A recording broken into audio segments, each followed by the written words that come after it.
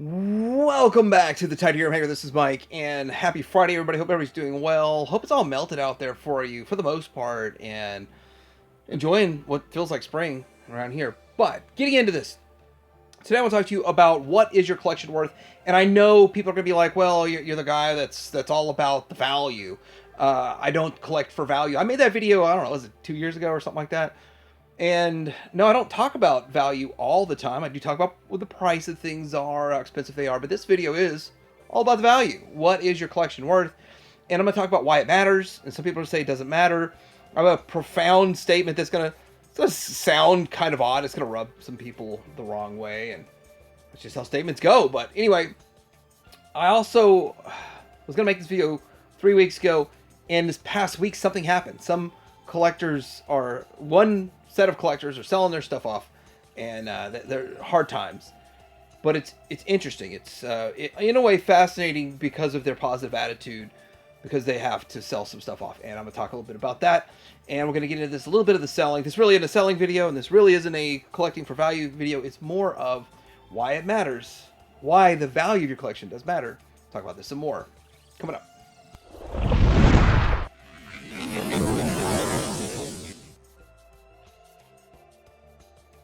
All right, so getting into this, we collect Masterpiece Transformers because we like them. Well, a lot of reasons. Nostalgia, we love the property, we like certain characters, we develop a collection of our own.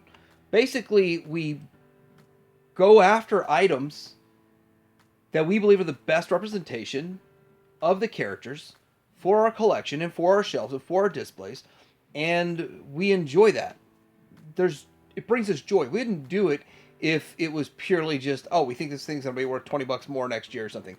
We do it, we shell out all this money because we want to enjoy this collection and enjoy the hobby. So that's really what collecting is and what collecting is all about. Now I'm gonna make a profound statement that is probably gonna bother a lot of people, but I'm gonna say it. If we're collectors and we're collecting and we are keeping the best and latest and greatest things in our collection, we're all underwater in our collection. So it's something that we just got to admit.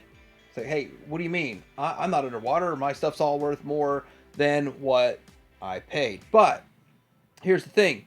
If you're looking to possibly get rid of something, you're not getting rid of something that is in favor. You're getting rid of the out of favor item. And so with that, you're getting rid of something that is out of favor, such as what people just did with the Fans Toys Sovereign.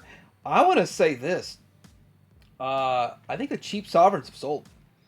I think even the 1.0s are now creeping back up in price. Looking through this, the $130 ones are gone. And yeah, wow, that's kind of impressive. That's kind of impressive.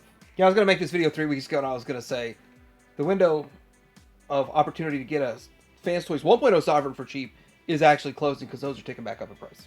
So this past year we saw a lot of kind of fun opportunities to pick up older options of figures for really cheap. And yeah, Takara is definitely with their Ironhide and Ratchet. Easy to get those for super cheap. I don't think it was really hard to get them before Fans Toys X Transbots came out. But with both Fans Toys and X Transbots, funny thing is we're not seeing the Fans Toys ones sell out this go around. Some people say it's because they're not the greatest in the world, but still, I think they're the best option. X-Transbot's still a solid option, and those aren't selling out either. So, really good time to get that character right now. All right, so I'm going to talk about some stuff that may be me admitting where I am upside down on stuff, like the Phoenix. I paid $300 for my Phoenix, which I felt was about average at the time. And I like Phoenix, but I ended up getting the Phoenix X down the road. I traded for it. That was a $400 trade, which I could even go into a whole lot of different things. At the time, I could have traded for a vintage Kraken, if you know what that is from Clash of Titans. Now that thing goes for $1,000. The X probably still around the 400. But you know, we don't do this just for the money, but it's always a factor. You have to lay the money out. It's a factor. So I'm thinking I don't really need two Phoenixes in my collection anymore now that I got the Takara. Maybe I want to sell mine off. I am going to have to shift my personal thinking, and a lot of other people are going to have to shift it too, to basically, if you bought some stuff from 2020 to 2023 in that time frame, you probably overpaid for it if you bought it on the secondary market. and you're probably not get your money back out of it if you choose to sell. That has been my biggest mental hurdle. I just was like, oh, I'm gonna lose money on it. I'm just gonna throw it in a box and not worry about it, and I won't sell it or something. Which by the way, I have my Phoenix Display, so that's not my problem. But yeah, that's a mental hurdle that a lot of collectors struggle to get over. That you're gonna lose money on it. You're gonna lose $100 bucks. You're gonna lose $100 on this if you sell it.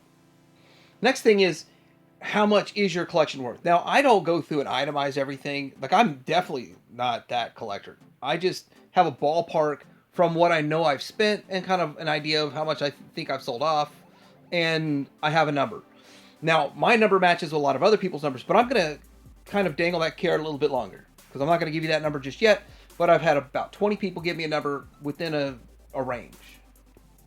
Now, why does value matter? Why does it matter? Like, I'm never going to sell it. I'm going to take it to my grave. I'm going to die, and my family's going to deal with it. Probably it's going to go to a garage sale for $100 for everything. I don't know. Well, if you run into hard times like these people have, and this is Narc TV is the name of their YouTube channel, and Not Another Retro Channel is another whole channel. They know each other, but they're not the same people. So they has said, hey, we got to raise 30 grand. We're in a bind, and we're going to sell some of our stuff. Now, instead of just woe is me and life is destroying us, they made now 2 fun videos about this. And hey, what are we going to sell? What are we not going to sell? What's staying? What's going? And it really is kind of a middle philosophy here. And I think it really ties into, I know this is a Masterpiece Transformers video, but this is in the same realm. We're all in the same realm here. So with that, I remember Jisk is a collector, and he kind of hangs out with Bobby Skullface and all them. And he sold off his collection all at once. And I was fascinated by that too. So if like that was going on right now, I'd probably be talking about that. If he was selling his collection right this week, I'd be talking about Jisk's collection this week, which he actually cleaned up on his, which is another place where I got a number. Well, I don't know if it's correct, but anyway, they're showing what he sold and all of that and how much money they've raised. The first week they've raised almost $5 grand. But go check their channel out. It's NARC TV, standing for Not Another Retro Channel. Not that they will tattle on you to anyone for buying or selling toys. They got rid of Mask, though. I was like, whoa, why is Mask on the chopping block? I don't get it. But probably just younger than me. They're not the same era 100%, but a lot of their stuff they like are the same stuff I like. So it's kind of fun watching it. And it was fun seeing what's going on there. But the whole point of all of this is that you're going to have stuff to fall back on. Sell your collection. Deal with your real life issues first. Why does the value of your collection matter? Now more than ever. If you're struggling, take care of the real world before collecting. That's all I gotta say.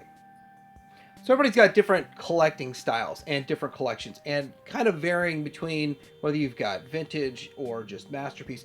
But I'm leaning more towards just a masterpiece collection and what people say that it's valued at, what it's worth. I'll have to differentiate between what somebody's paid for their collection versus what the actual value is, but I've gotten a lot of numbers over the last few years of a variety, from like what people paid to what they know that their value is worth, their collection's value is worth.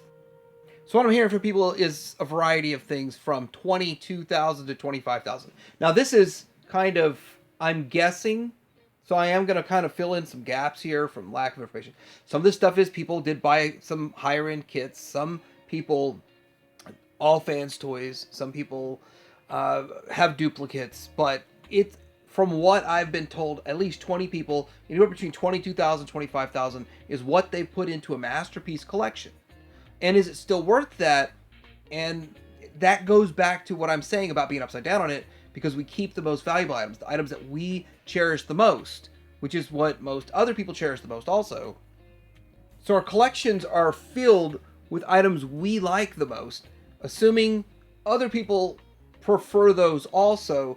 There is a demand, henceforth the value. Now, the only way you can truly value a collectible or a collection of collectibles is what is somebody else willing to pay for it. So that's, people usually just go to eBay, which is the easiest way to look at it. But that's past performance is not indicative of future results, meaning that sold items don't really dictate what something will sell for tomorrow. Now, I've done some ballpark calculations myself throughout the years, and I do feel like that's kind of correct. So what does this number entail? 22,000, 25,000. That's generally if you're getting one of every Masterpiece character that has been released for the most part. Some of these people will skip like the Omnibots. Some of these people will triple up on Omnibots. So there's so many variables to lock down a number and say it's going to cost $25,000 to collect Masterpiece Transformers is not the most accurate statement that I can make. But I'm saying from what other people have said, that is pretty on point, 22 to 25,000. Now, why does that matter? Because I'm going to tell you this, I do believe that it's possible to put together a solid collection for half that, for half of 25,000. Now, understand if you're going to go the route of lower, like be the smart person buying up other people's out of favor items as they sell them off, as they get the latest and greatest, and they sell their out of favor item for pennies on dollar, take a loss on it, or whatever. That's why this discussion is even being had, because you could put together a really nice collection. And if you're okay with KOs, you could put yourself together a really nice collection. But I don't care, even if you're buying KOs, stay away from Takara's Ironhide and Ratchet. I know I'm going to upset people that are trying to dump their Ironhide and Ratchet. I know that, but I would not recommend those to anybody unless you just want them for alt mode. But hey, if you want them for alt mode, that's an excellent one. So I can see people saying, no, Mike, I've got less than 10,000 in my collection because I went the KO route, because I bought up stuff cheap on eBay, and or Facebook groups, or those other ways. How do I know that this is possible to get a, I don't want to call it a low-end collection because it can still look amazing.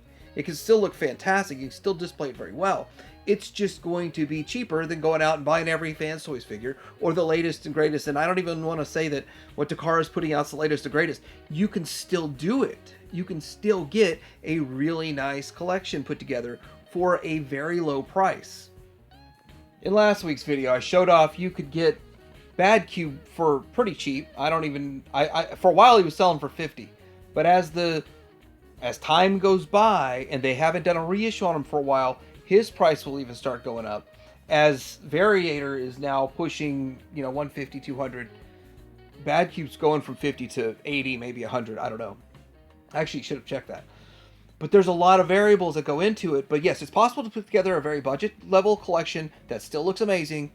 But it's also, I think that the vast majority of collectors do want the best of the best of the best of the best representation, and they're not willing to part with those. But they are willing to part with their out of favor, obsolete, old figures they don't want anymore. Now for a small selling portion of the video, I have 3 reasons why 2026 is the best time for collectors to dump their extras and spares and get rid of stuff. I've got 3 good reasons. Well, for US collectors. Number 1, well, let's just, for example, you want to dump, you go through, I've got an Omnigonic spin out I want to get rid of. Oh, wow. Hold on a second. There's another, I'm literally at TF Source and their eBay page, one of the few Omnigonic spinouts available for sale. And they also have a picture of it next to Ironhide. I can't write this stuff, guys. It's 2 things that people probably want to dump more than anything if they have them in their collection.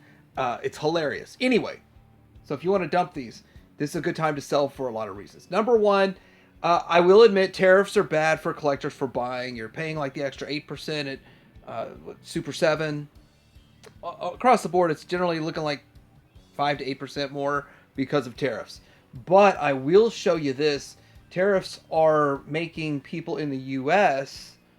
think twice about buying outside of the U.S. for the secondary market.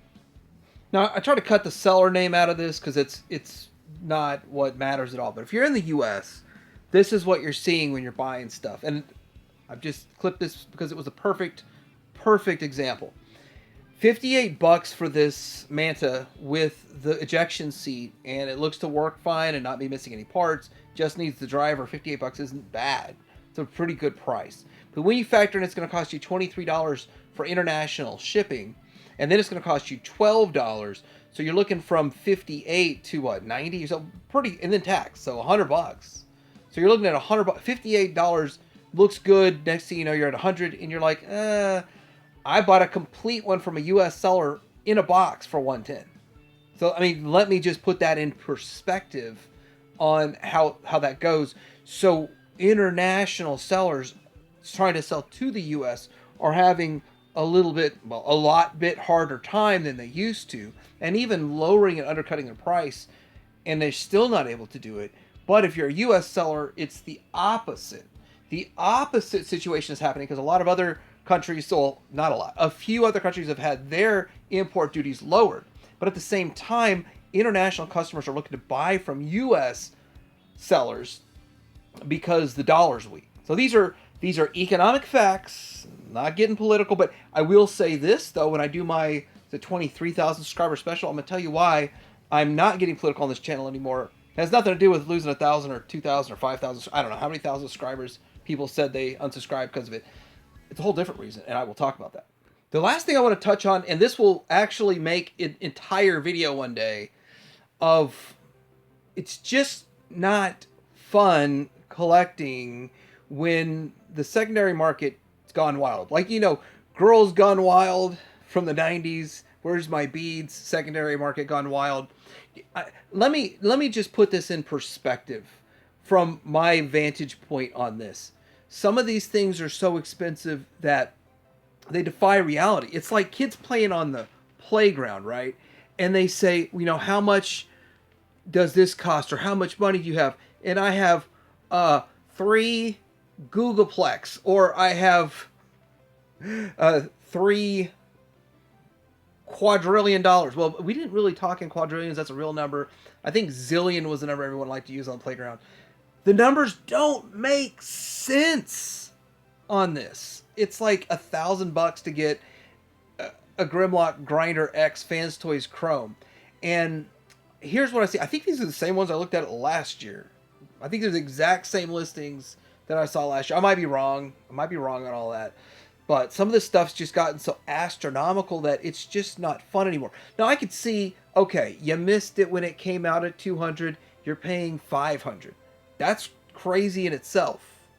Maybe 600. And then, but, getting into these numbers, this is just astronomical. Like, blows my mind people are asking this. But then on the other hand, like, they want it in their collection. They're not even displaying it. They're not really enjoying it. It's just pure profit. I mean, I don't know. What do you guys think about this? This is another culprit here too, but long story short, there's a whole lot I'm cramming into this video. It's kind of like a smorgasbord of ideas associated with value. And eventually I'll make a selling only video again because it's been over a year. Eventually I'm going to make another video about sucking the fun out of it because of the prices and not just complaining about tariffs like everyone likes to do. That's the fun thing to do, the cool thing to do. But let me know what you guys think about this. I mean, feel free to drop in the comments down below what you think about this. Did you spend $10,000 and your collection's worth 20? Did you spend 20, your collection's worth 10? I know a lot of people are going to say they don't care about value, but if you are one of those people that say you don't care about value, do you understand why a lot of people are concerned about it? Let me know in the comments below. Like and subscribe. Feel free to chime in, and there's no wrong answers. Teddy Hanger out.